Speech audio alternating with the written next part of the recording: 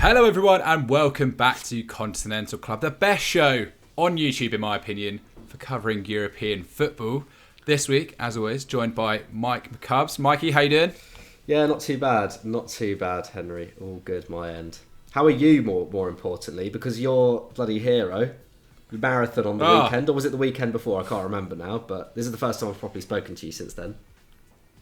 Well, it would be last Sunday. Yes, this is coming out on Friday. So I've almost had a week to recover. I have to say my feet were in a lot of pain for a while. No, it's been 2 weeks. It's been 2 weeks since the marathon. What am I saying? But yeah, no, it was great. I was not prepared for the cobbles or the heat of Rome. That was a bit of a shock to the system. I did a PB in the first half and then completely died, and I spent a third of the marathon basically crying, dragging myself around. So yeah, it was emotional actually.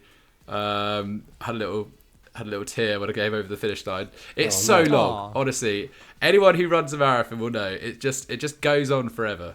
But yeah, no, thank you to everyone who supported me as well across Football Daily and our wider sort of community. Anyway, also here, another hero of Football Daily. He's actually in hiding. He's so embarrassed about the Chelsea results on Wednesday night. He's disappeared into an underground bunker, which looks like something out of 50 Shades of Grey to the sounds of it.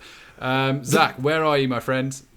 I'm not presenting for North Korea today, just so people are clear. No, we're actually in the brand new studio that we've been working on for Football Daily for nearly 2 years now. It is basically done, at least the podcast room. As you can see, you're only basically seeing a little bit of it at the moment. Hopefully in the next week or so, you'll see much, much more and it across all of our content. I'm here today kind of doing this special video that goes live tomorrow on Football Daily. I'm really, really, really cool to be here. Like the setup's insane, 10 times what we used to have. Hopefully in a couple of weeks' time, it would have been worth the wait. But that is not what we're here to talk about, is it? No. Is it? No, it's not. But Football Daily fans, this is the future. Whatever Zach's background is, get used to that because that's what's coming. But yes, we're talking today. Back in October, we did a video looking at some underrated signings that we thought came out of the summer window.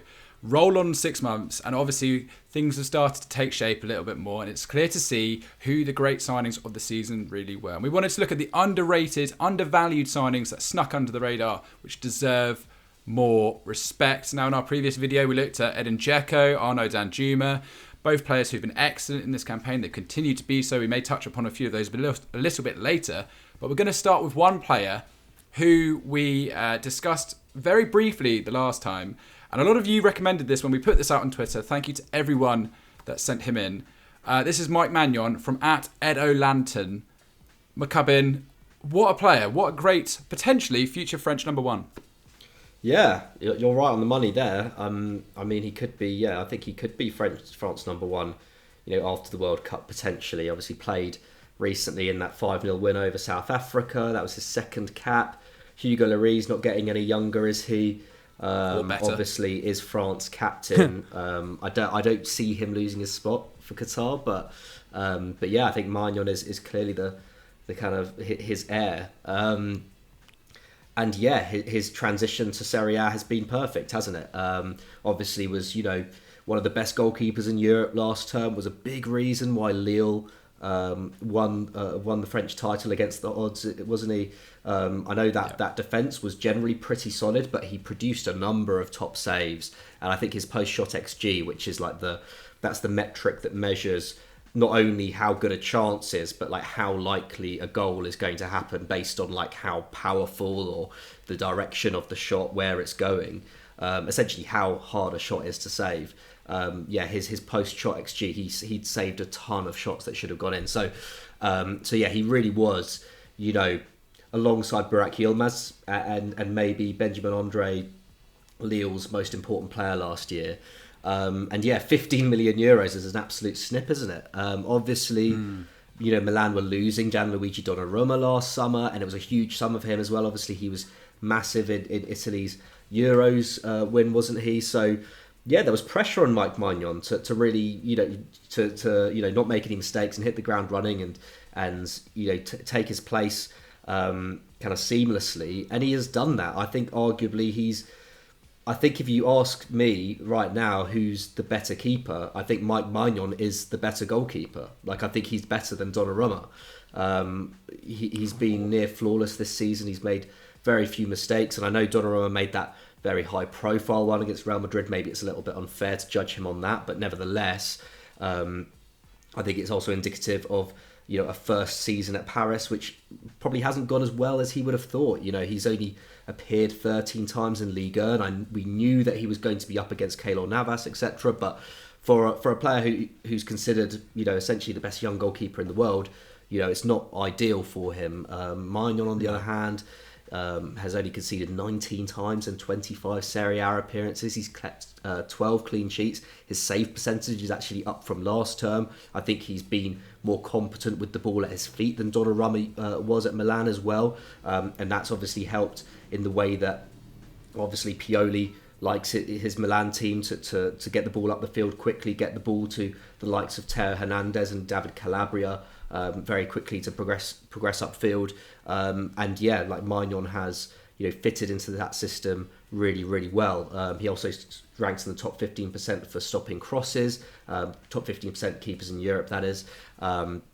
His pass accuracy is really high as well, as we were kind of alluding to. And yeah, back onto the post-shot XG stuff in terms of his shot stopping, also really good. He saved over 5 expected post-shot goals this term. So he's really not really put a foot wrong throughout the season. And yeah, if Milan go on to win Serie A, obviously they stumbled a little bit on Monday night, didn't they, against Bologna, 0-0 in that game. Their forward line has been a little bit, I guess, I don't know, just a bit injured, hasn't it, in recent months? And the goals have dried up slightly for them. Nevertheless, their defence has held firm through some pretty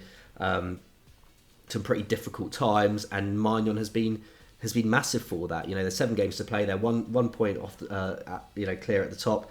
A lot could change now. Obviously, the Serie A title race is one of the best we've seen across Europe in years. But yeah, for a goalkeeper, for a goalkeeping signing, I can't name many better than Maignan. In the last 5 years, really. I'm trying to think actually. I guess yeah, you could put him up there with Edison and Alisson, etc. I think he really has been that good for Milan. For his money as well. I was going to say, the fact that you consider that Donnarumma left for free, they didn't get any money to kind of replace him, and spent 15 million, which is less than say what even Chelsea bought Edouard Mendy for, from the same league, and arguably a worse club. And yeah, he's been ridiculous for AC Milan. And I also just looking at AC Milan's transfers, and they really have, even though they obviously did bring in Giroud and they did bring in Ibrahimovic a season ago, they have really gone through the past couple of seasons just such a young, up and coming guys that they can kind of have for the future with Tomori, Tonali, Benassia not too long ago. Now even Mike Maignan, as you mentioned, he's only 26, which for a goalkeeper's a good 6 years away from maybe even reaching his prime.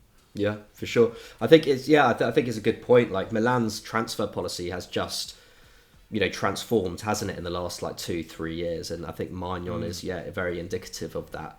And even I think we do need to shout out a transfer like Giroud actually, because this guy is the reason they're top of the league. He scored both goals in their 2-1 win against Inter. He scored the winner against Napoli.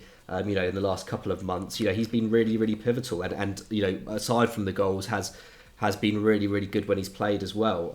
And considering, Zlatan may even retire this summer. There's talk about that at the moment. To get someone in like Giroud to kind of bridge that gap, because I think they do need to get a younger centre forward in this summer. Sure. Has been really big important for them as well. We've mentioned Divock a few times, innit? We have. Yeah, let's not revisit that. Absolutely though, Mike Maignan, what a goalkeeper. What a signing, and just well done Maldini once again. Talks of Asensio going there this summer, so let's see if he can get a tune out of him too. All right, let's move on to our next suggestion. This is David Alaba from @Leo Kovacs Racic. Honestly, it's an interesting one, because if we think about Real Madrid, a lot of people give praise certainly to Benzema. By the way, I suggested the other day that we should do a video about him being a Ballon d'Or winner in our editorial. Once again, he's come up strong. I love it. I saw BT doing that video just today, but he's been amazing. Vinny Jr. has obviously been exceptional. Courtois, I think, showing why he just is one of the greatest goalkeepers of his generation. However, Zac Djellab, you watched the game the other day. Does David Alaba deserve as much respect for the impact he's had at that Madrid side? Obviously, he's a big name, went there for free on massive wages, but he's just been a consummate professional this year, and I think in many ways this is why he is an underrated transfer, deserves a bit more respect perhaps. Yeah, for sure. I mean, I watched half the game. Second half, I had to go play five-a-side and took part in a 7-6 win for the Glizzy Gladiators. Top 7-6? Like 7-6. It was an unreal game. But that's for another time. Look, David Alaba has been a fantastic signing. I think whenever you sign someone like David Alaba for free, you're always going to be making a really good signing. And look, it came at a really tough time for Real Madrid. They didn't just lose someone like Sergio Ramos, who'd been a stalwart in their back line for the past decade or so. They lost someone like Rafael Varane as well, who was the other guy that could have taken over from Ramos and continue in that back line and have some sort of someone that's been there for a long time. They lost two key components and lost a lot of experience with that. Eder Militao, who's been brilliant this year, hadn't had that experience. Nacho Fernandez, whilst he is good, isn't the level that Varane and Sergio Ramos were at Real Madrid. So bringing in someone like David Alaba on a free was fantastic. Yes, 12 million euros per season is a lot of money, but if you're not spending that on the transfer fee, you can afford to give it to him on the wages. I think he was rumoured to be also being looked at by Chelsea. Manchester United were looking at him, but he made his decision to move to Real Madrid quite early on. And you can see how much Carlo Ancelotti absolutely loves him. Only Courtois and Eder Militao have played more minutes than him this term. 27 games in La Liga, 9 in their Champions League. I mean, against Chelsea on Wednesday, he was fantastic. Again, especially when Militao came off and on came Nacho. He really did make it tough for someone like Lukaku when he was on the pitch. He continues to just kind of show what he was doing at Bayern Munich. He's just brought that over to Real Madrid's side. Like, whilst Sergio Ramos is and was always amazing with the ball at his feet, they've been able to replace him with someone like Alaba, who as well is fantastic with the ball at his feet. I mean, this season already in La Liga, he scored 1 goal and got 3 assists. He completes 94% of his passes. He ranks 4th in La Liga for progressive carrying distance. Like, he's been able to just kind of do what he was doing so well at Bayern Munich, and what Real Madrid were going to be missing so much with the loss of someone like Varane and someone like Ramos, and bring it into that Real Madrid side. And so a lot of credit has to go to him. And look, it's right that so much credit is it's right that Benzema is getting his flowers at the moment. Like, ever since Ronaldo left, that he is now getting his flowers. He's shown how great of a footballer he's been, and he deserves it. And again, the Champions League showed that scoring a hat-trick against Chelsea at Stamford Bridge is not an easy thing to do. And Alaba is definitely someone that probably is going a little bit under the radar, because when the striker gets a hat-trick and when they're scoring so many goals, and Courtois is making the worldly save he did against Azpilicueta, I think a few people can actually kind of forget how the defensive side of the game is being done by Alaba, for sure.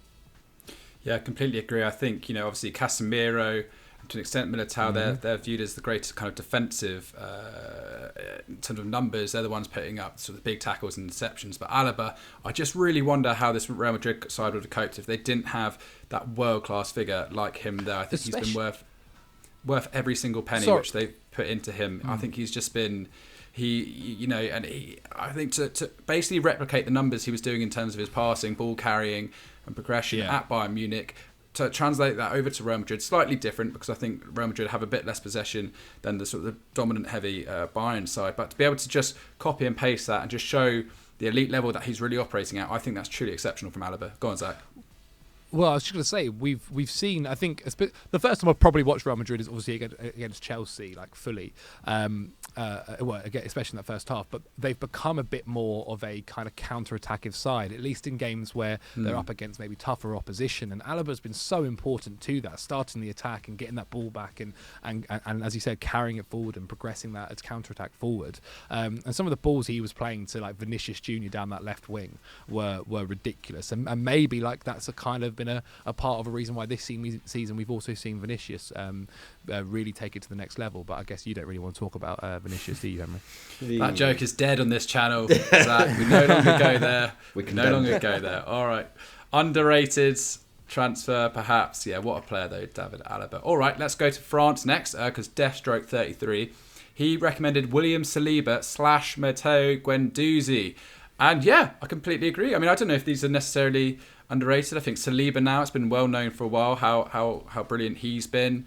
One of the best ball carrying centre halves in the whole of France at the moment. You know, we saw him playing for the national side recently. He completes 93.3% of his passes, 5.3 per 90 into the final third. He's an excellent dribbler too. Completes almost 50% of his pressures, which is the highest rate in Ligue 1. He's managing 4.3 tackles and interceptions as well. I mean, I've watched him a few times. I really rate Saliba. He's only 21 years old. I honestly don't know what he's doing not in that Arsenal side. It was really interesting the other day. He was saying he's only going to go back to Arsenal if he's guaranteed game time. He's not sitting on the bench there. I'm not even sure he's interested in playing right back, which is potentially what they're saying with Hector Bellerin probably going out the door. So, I mean, just quickly, McCubs, what do you think Arsenal should do with Saliba? Because if they play in a back two, it looks like Gabriel and Ben White. But if they play in a back three, which is essentially what he's been doing at Marseille this season under Georges Sampaoli, that's where he could be effective. But I agree, he probably shouldn't be sitting on the bench.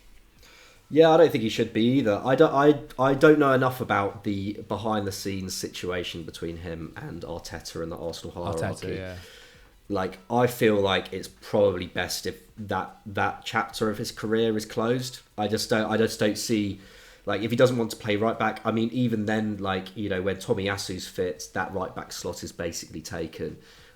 Is Arteta going to then switch to a back three in order to accommodate, you know, a very talented defender, but one who, you know, so far hasn't really played under him? Yeah, I don't think it's going to happen. I think I don't know what their like option to buy is on him, or if there is an option to buy. But I think in his short term future should be at Marseille, and then I think he, you know, the world's his oyster essentially. You know, like, I don't think.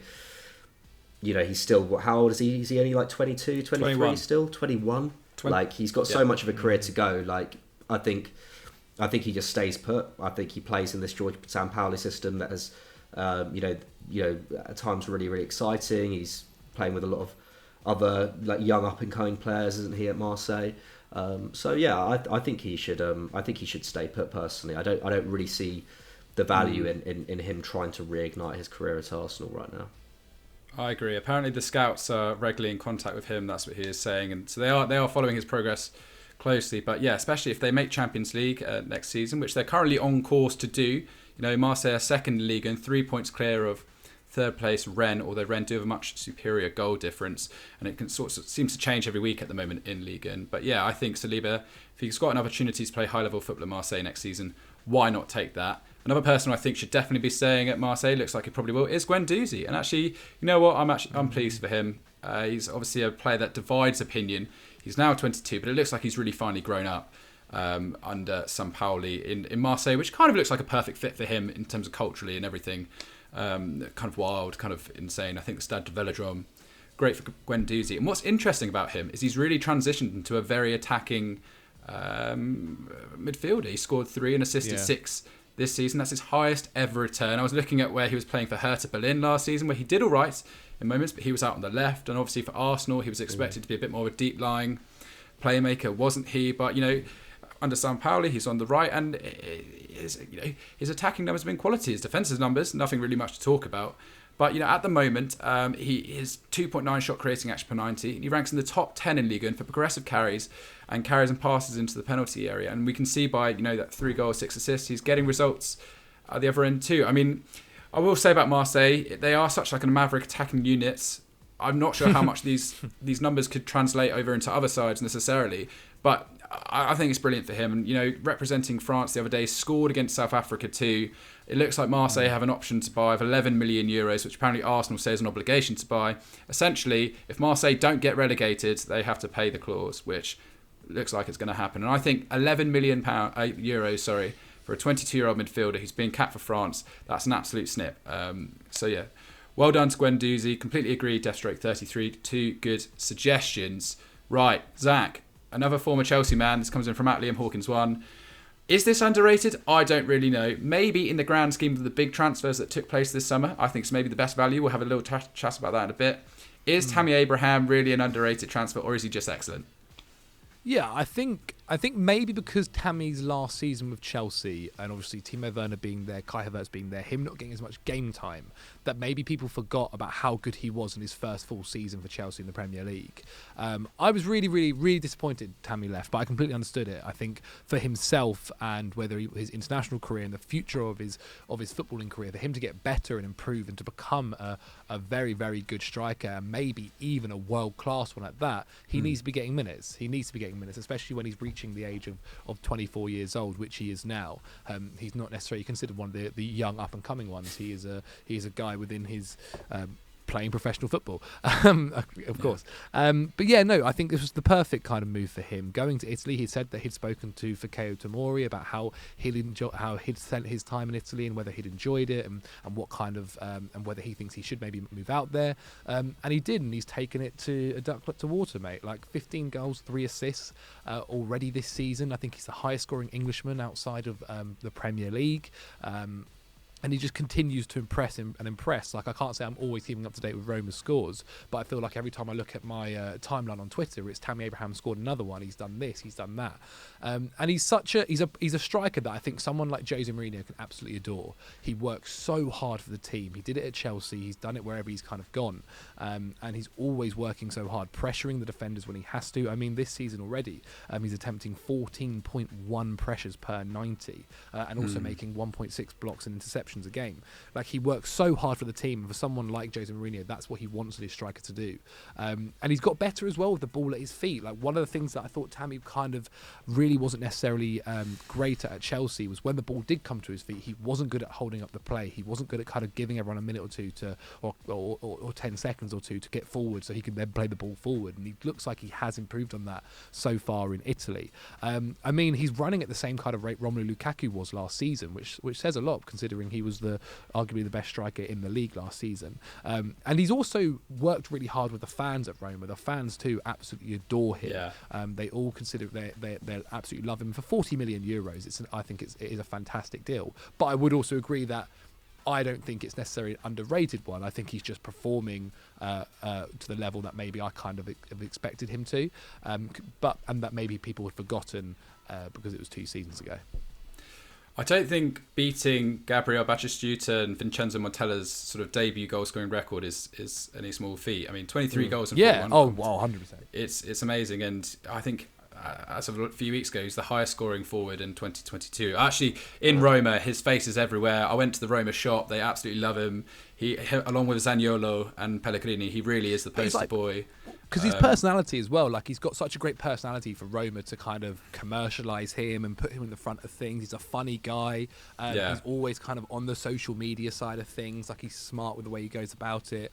And then obviously getting into the England team again for himself is amazing. Like, he must be absolutely buzzing with this. He went from kind of having it all at Chelsea, then becoming the third choice striker, like Olivier Giroud was being picked over him.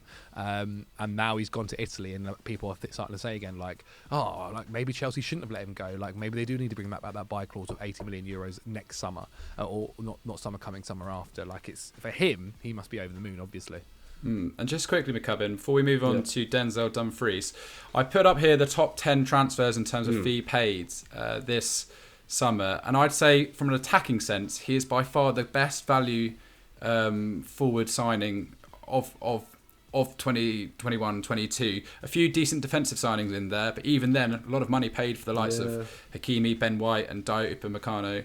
I think Abraham, you can't beat that value, considering Aston Villa paid €1.5 million more for Buendia.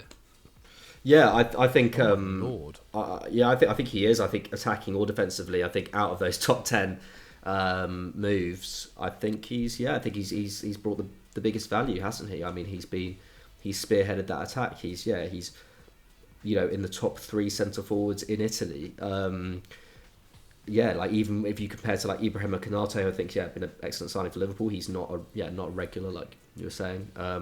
Ben White, I think Ben White to Achraf Hakimi, probably the other two who have been the best value. I think he's really been excellent. I think in some ways it is underrated, because I think 40 million euros is that's not a small amount of money to Roma. That's a huge transfer for them. Yeah, and really is a lot. it is a gamble to take to spend that money on a striker who hadn't been starting regularly that season. I know that he was really, really good the season before, but it wasn't like he was consistently brilliant. Like, there were still, like Zac was saying, there were still teething problems there.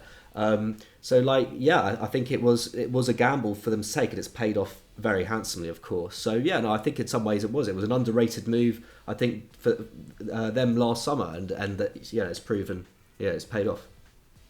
And in terms of value for money, our next suggestion, Denzel Dumfries at Sympathies Trade, €12.5 million. Hasn't actually started as many games as I thought he was playing. But Dumfries, I think, considering the big shoes he was having to fill with Achraf Hakimi going to PSG for €60 million, I think he's done a pretty good job in a similar way that Dzeko's filled a certain void that Lukaku left behind.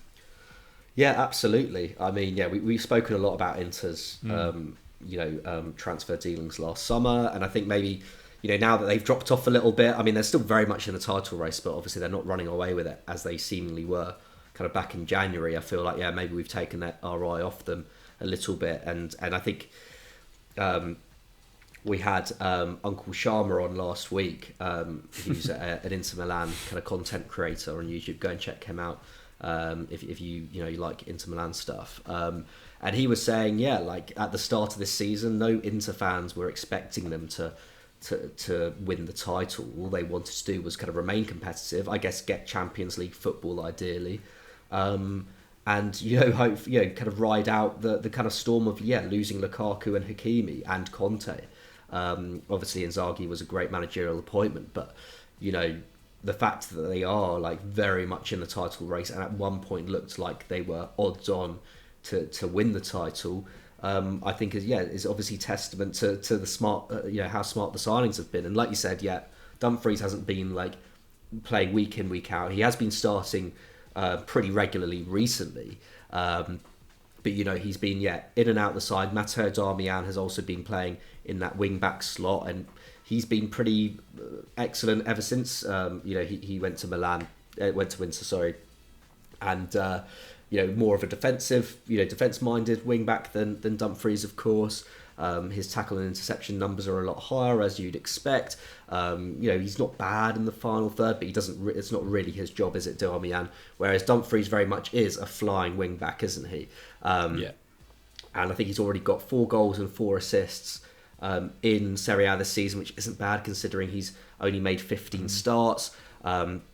He's taking 5.9 touches in the opposition penalty area per 90 minutes, and he's creating nearly 3 chances a game as well. He's just been super, super effective when he is on the field, and I think he's particularly effective when Inter are breaking. Obviously, we've seen Inzaghi employ a more possession-based kind of style of football this season at the San Siro. More of their ball progression goes through the middle through players like Barella now, whereas under Conte it was very much on Hakimi and whoever was playing on the left, say Perisic or Ashley Young to progress the ball upfield and hitting teams on the counter. But Dumfries kind of plays into that kind of style, and the goals he's scored have been really, really important as well. I think he scored 2 winners. He scored the equaliser against Fiorentina a couple of weeks ago, and then I think it was a winner against Torino a few months back. Won the penalty as well that Gianluigi put away eventually against Juve on the weekend as well, and what a massive win that is for the Nerazzurri. So he's contributed in really key moments for them this year, and just generally I think he's quite an underrated wing back. But whenever I see him burst into the box in that right half space, I always kind of back him to score if he's going to get the ball. Like he's got a really powerful strike. He's quite good in the air as well. He's been an absolute asset to the Inter attack. Yeah, he's one of those guys from the Euros that's really stepped on it this season. So I think he's only going to get better as well. Just a few other mentions that you guys sent in. Beto, that came from Cam L. Welsh.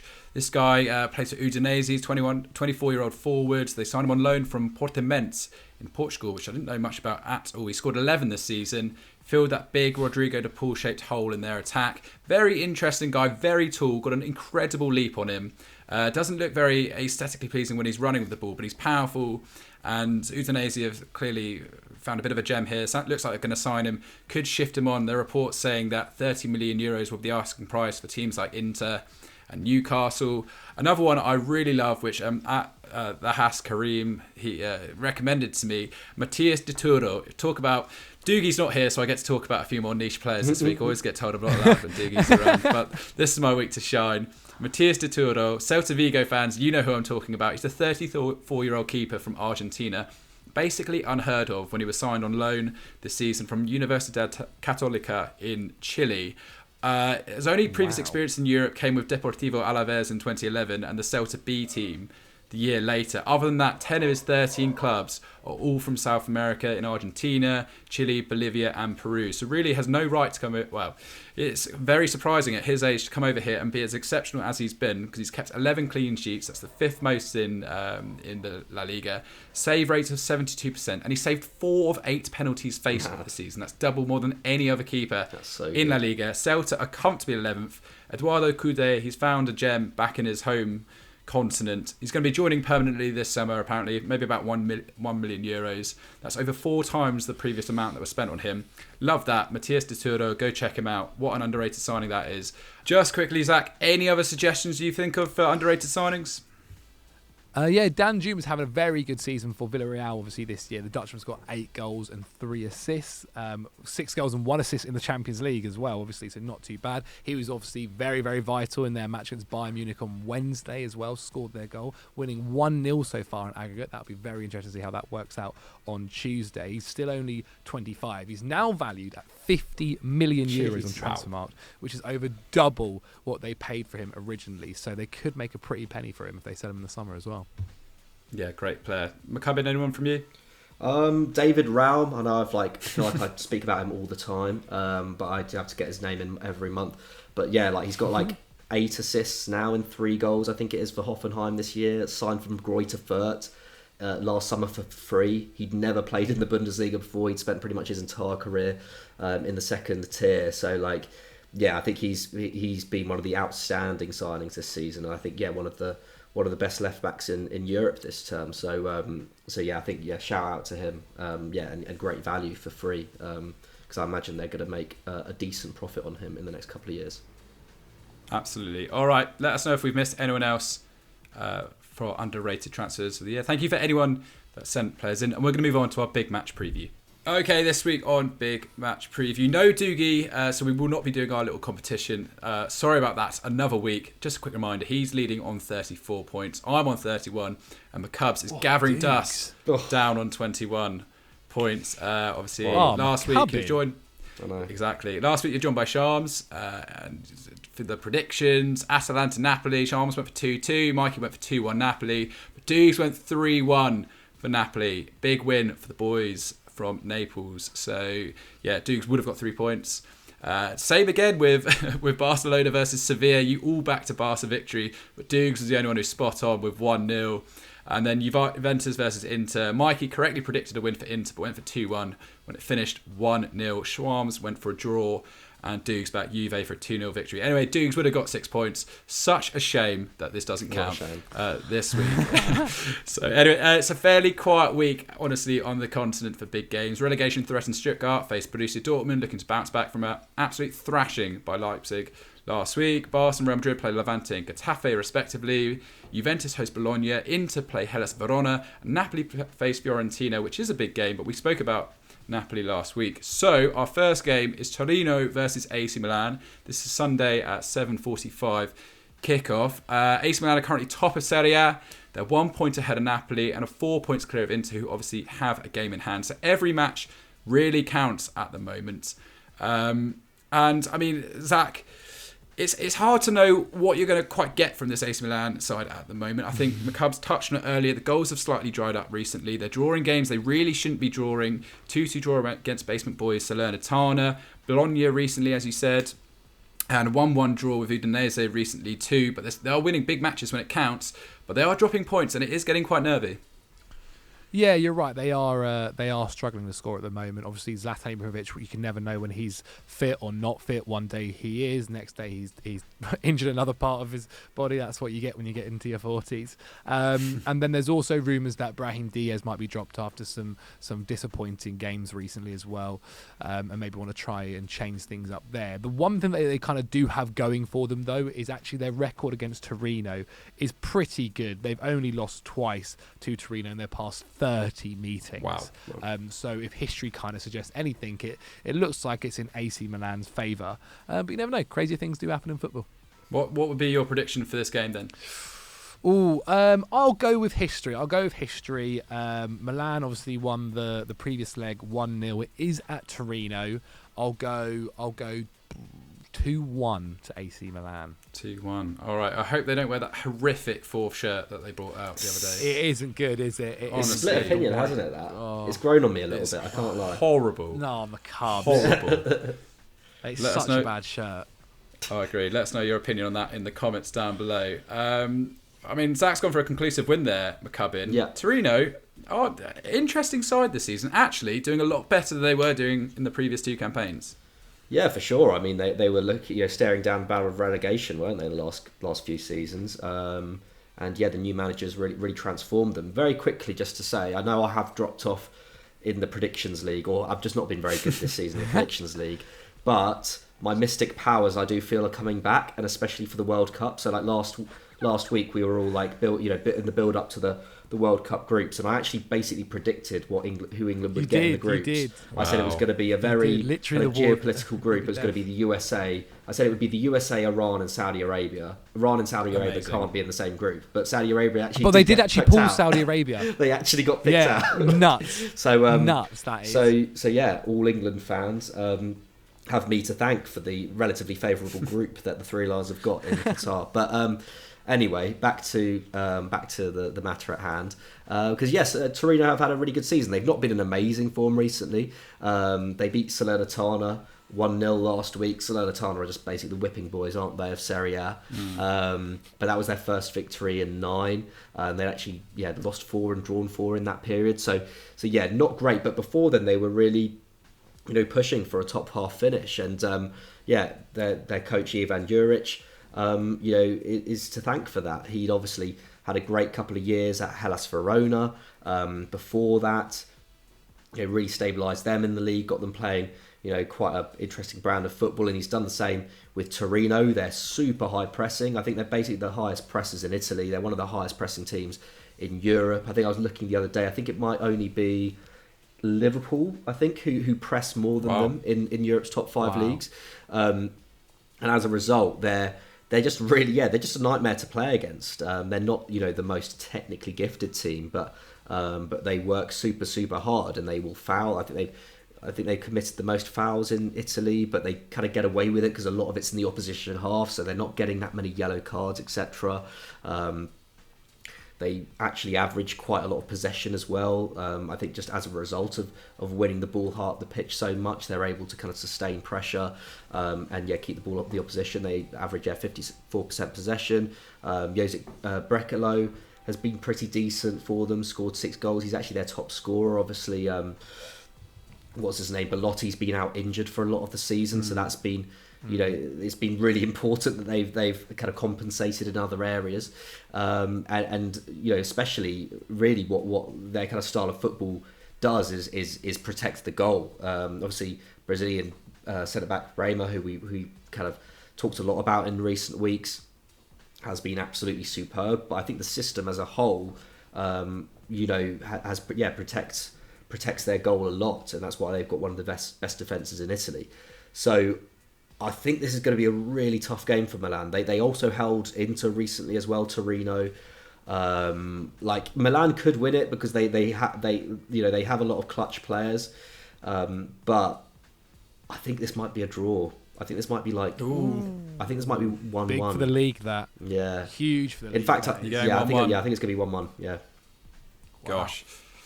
All right. I mean, to be fair, Milan aren't missing any sort of forward numbers, really. They're missing Kier, Romagnoli and Florenzi. They're still out. But yeah, Junior Macias has really struggling in front of goal. Looks like Salamakers might come back in for this one. Pioli needs to get that attack sort of purring a bit more frequently, as we were saying. Torino missing Zaza, as you said. Belotti's been struggling this season. Credit to Torino for doing as well as they've done without Belotti in all that time. Obviously, Dennis Pratt missing as well. I'm going to go for a 1-0 win for Milan. I just think they, as kind of Zac alluded to, history's on their side. Got a lot to go for in this match. I think they're going to get a victory over the line, but it's going to be a struggle. All right, our next match is in France. We're going to preview Strasbourg versus Lyon, which is a big game in terms of the European chase at the moment. Strasbourg are a really interesting side. They're in fourth at the moment, 2 points off Rennes in the Champions League playoff spot. They've lost just once in 12 games, although they've drawn against the likes of Saint-Etienne, Reims and Lorient in that time, but no side in France has taken more points or tasted fewer defeats than them in 2022. Julien Stéphan doing an absolutely fantastic job. They beat Lens last week 1-0. Ludovic Ajorque, he's on 11 goals for the season now. Kevin Gamero, he's also on 9. They've got some other sort of good attacking players running through that side. And they're pretty strong defensively too. They face the 5th fewest shots and make the 6th most tackles in France. And they're on a run of 4 straight clean sheets at home. So yeah, I mean, it's a difficult one. I mean, Zach, Lyon, what kind of chances do you give them? Because they're a really frustrating side at the moment. Yeah, I mean, you don't know what kind of Lyon side you're going to get. In their last match, they won 3-2 against Angers, with which keeps them 8th in the league. They're 5 points off of Strasbourg. And as you mentioned, they are a very kind of odd team. In their last 10 matches, they've got 4 wins, 3 losses, 3 draws, and they've kind of really struggled against their rivals, losing those matches to Monaco, then at home to Lille and Rennes. So yeah, you really don't know kind of which Lyon side you're going to get.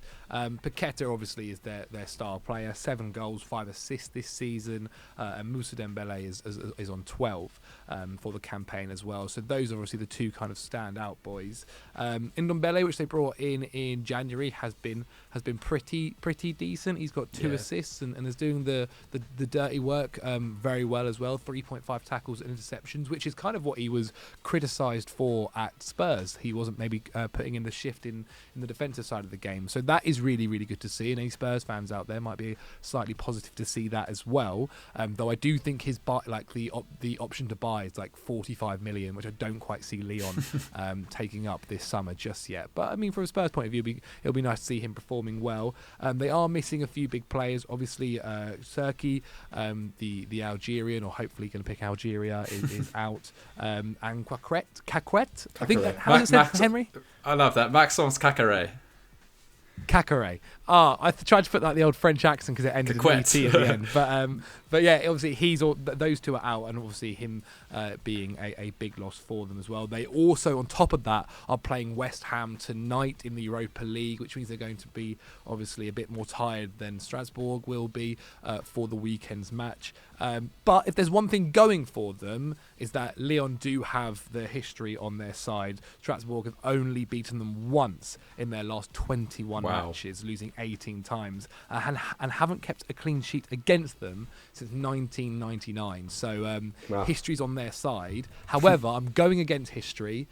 I think Strasbourg are going to win. I'll go with a 2-0 win to Strasbourg. Yeah, I'm going to do the same, Zach, actually. I'm going to go 2-1. I'm going to go for a Strasbourg win as well. I think, it's time to end the rot. Time to end the rot. That's some crazy numbers. But yeah, Lyon, I mean, you never know with Lyon. They're so annoying. You really don't, man. Yeah, so I'm going to join you on 2-0. So we'll go 2-0, 2-0, 2-1. All right, our final game. It's on Saturday at 5:45. It's Villarreal versus Athletic Club, 7th versus 8th in La Liga. I mean, McCubbin, it's so great to see Villarreal doing so well in Europe, isn't it? Maybe need to translate that into their La Liga form, though. Yeah, I mean, they probably should have beaten Bayern like 2 or 3-0 last night. I was just watching the highlights. I didn't see the whole game. I was watching Chelsea Real. Yeah. But yeah, they really tore through that Bayern back line. That Bayern defence is a bit shoddy, especially in Europe. Especially Manuel Neuer, what was he doing in the second half? But yeah, I mean, this is a big game for them in Spain. I think their performances kind of since November, December time have kind of been deserving of a Europa League place in in La Liga, but that kind of that that bit of the table is very competitive, and yeah, they've kind of dropped points in games where they shouldn't have. They've lost 3 of their last 4 games. They'd only lost once in their previous 11 before that, so they have dropped off a little bit. And yeah, it's been against teams who they should have put away. Teams like Levante, Osasuna, Cadiz. So yeah, I think Unai Emery will be really annoyed that they haven't done it in those kind of games when they've been so excellent. This European run that they're on, if they get past Bayern, it's got to go down as one of the best runs any team's had in the competition in the last 10 years. So this is a huge game for them in that sense. Lo Celso still yet to score or assist in La Liga, although I think he has looked impressive in patches. Gerard Moreno and Arnaut Danjuma, obviously they're main men. Gerard Moreno nearly scored from the halfway line, didn't he, on Wednesday night? What a goal that would have been. Probably should have laid it off to Danjuma though. But yeah, this is going to be tough because they haven't won their last 6 meetings with Athletic Club, who are never an easy opponent in La Liga. They've drawn 4 of those. But and they tend to be quite tough defensively. However, I think after the high of that Bayern result, I think it's going to be a draw. Actually, I'm going to say 1-1. I'm going to say 1-1. 1-1. Yeah, it's interesting, isn't it? I mean, Athletic Club actually have pretty good pedigree going to the Estadio de la Ceramica. They've won 1 and drawn 3 of their last 4 visits there. And once again, Marcelino's got them going in the right trend. They finished 10th last season. They've obviously done very well in cup competitions recently, and they're currently 8th this term. I think it's probably as good as it's going to get for the club from Bilbao at the moment. But yeah, they beat Elche last week 2-1, and their problem this season is really that their attack has been underperforming. According to expected goals, they've scored something like 12 goals fewer than they're meant to. They've scored 35 this season. I think that's the biggest differential in the whole of Europe. So they're creating opportunities, they're just not quite putting them away. Inaki Williams, he's their top scorer on 7. He's just been there forever, hasn't he? He's sort of ageless, Inaki Williams. But their star player really is Ika Munayin. 3 goals and 7 assists, 4.2 shots and key passes to 90. I mean, what a guy. He's only 29 years old. This is going to be his 492nd appearance for Los Leones. Wow. He's a rare sort of one club legend at the moment, Munayin, and he sort of seems to get better and better all the time. I'm with McCubbin on this. No, you know what? I'm going to back a Villarreal win. I'm going to go for a 2-0 victory to Villarreal. I don't back that really at all. I just think, like you said, they've got a bit of tempo, and really they should have beaten Bayern, as you said, by more. Pedrazza at the end just blasting wide when he was clean through. Just needs a little bit more experience, and maybe they could have got a greater result there. But I mean, Zach, what are you going to go for on this one? I agree with you, Henry. I think it's going to be probably a Villarreal win. I'm thinking more so like a 1-0 win. Villarreal, like, defensively are so strong, and they make it so tough to play against. Like, I hate watching a Villarreal game is quite boring, to be quite honest. But from a defensive point of view, personally, but from a defensive point of view, like, it is really, really impressive.